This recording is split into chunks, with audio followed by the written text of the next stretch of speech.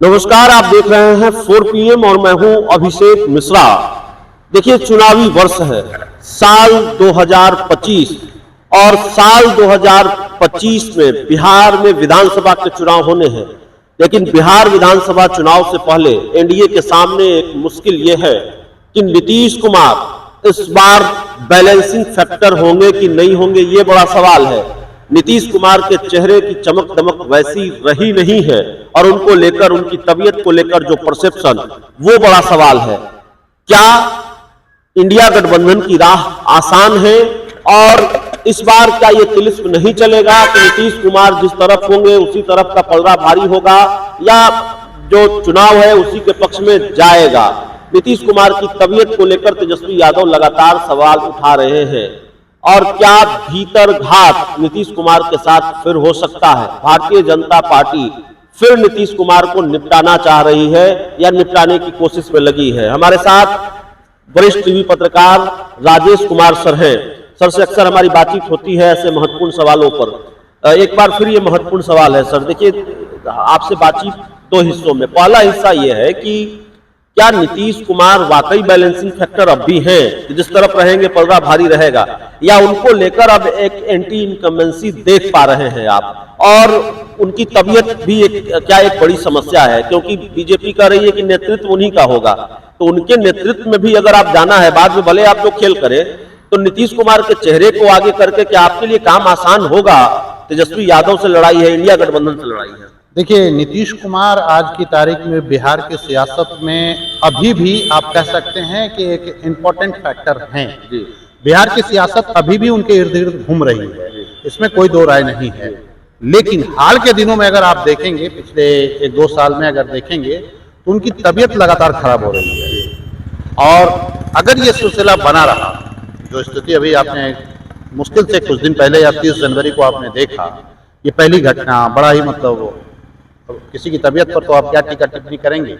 लेकिन एनडीए को सोचने की जरूरत है कि क्या जो अक्टूबर नवंबर में चुनाव होने हैं, और अगर तबीयत इस तरह रही या खुदा ना खास्ते कुछ वैसा हो, भगवान न करे कभी, या वो उस तरह का घटनाक्रम जो जैसे ताली पीटने वाला घटनाक्रम, तीर धनुष फेंक देने वाला घटनाक्रम, जो मौका देता है तेजस्वी यादव को सवाल उठाने का कि देखिए इनकी शारीरिक और मानसिक स्थिति ठीक नहीं है। नहीं, बिल्कुल। तो वो मैं कह रहा हूं कि जो 13 करोड़ की आम आवाम है बिहार की, चिंता तो है कि अगर प्रदेश का मुखिया बीमार हो तो चिंता तो होगी।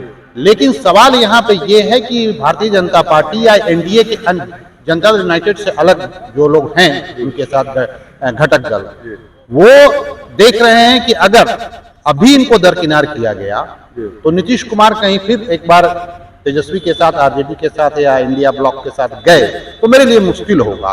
इसलिए वो लगातार कहा जा रहा है कि नीतीश कुमार के नेतृत्व में चुनाव लड़ा जाएगा। लेकिन सवाल ये है कि बिहार की जनता के पास क्या अब जो पहले जो चमक थी, जो नीतीश जी के चेहरे पर लोग वोट करते थे, हालांकि एक सहानुभूति है, भाई नीतीश जी ने काम किया है तो क्या किया जाए, लेकिन विकल्प की तलाश तो बिहार की जनता कर रही है निश्चित रूप से। और मुझे लगता है कि एक अगर बिहार की जनता के मन में, क्योंकि वोट तो जनता ने दिया है, तो ये मैसेज जाना चाहिए कि क्या वाकई में जो नेता हमारा है, जो प्रदेश का मुखिया है, और जिसके उनकी वाकई में मानसिक स्थिति या शारीरिक स्थिति ठीक है क्या, ये क्लियर होने की जरूरत है। मुझे याद है कि भारतीय जनता पार्टी जब विपक्ष में हुआ करती थी तो लगातार भारतीय जनता पार्टी ये सवाल खड़ा करती थी कि नीतीश कुमार की जो हेल्थ बुलेटिन जारी की जाए।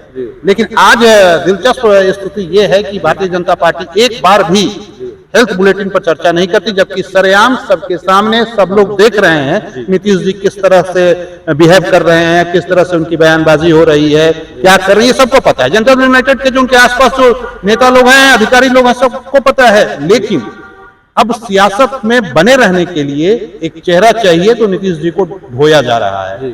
आगे आने वाले दिनों में हो सकता है जनता उनको वोट करे या ना करे, ये बात की बात है, जनता तय करेगी। बीजेपी सोच रही है कि हमारा ही काम आसान हो रहा है अगर नीतीश कुमार की तबीयत पर सवाल उठ रहे हैं। दोनों अगर नीतीश कुमार जितना जल्दी सत्ता छोड़ दें, भारतीय जनता पार्टी तो यही चाहती है और आरजेडी की भी ख्वाहिश यही है। आप देखिए, अभी कुछ कल या परसों में तेजस्वी जी ने कहा कि निशान जी भी अगर आते हैं तो उनका स्वागत है।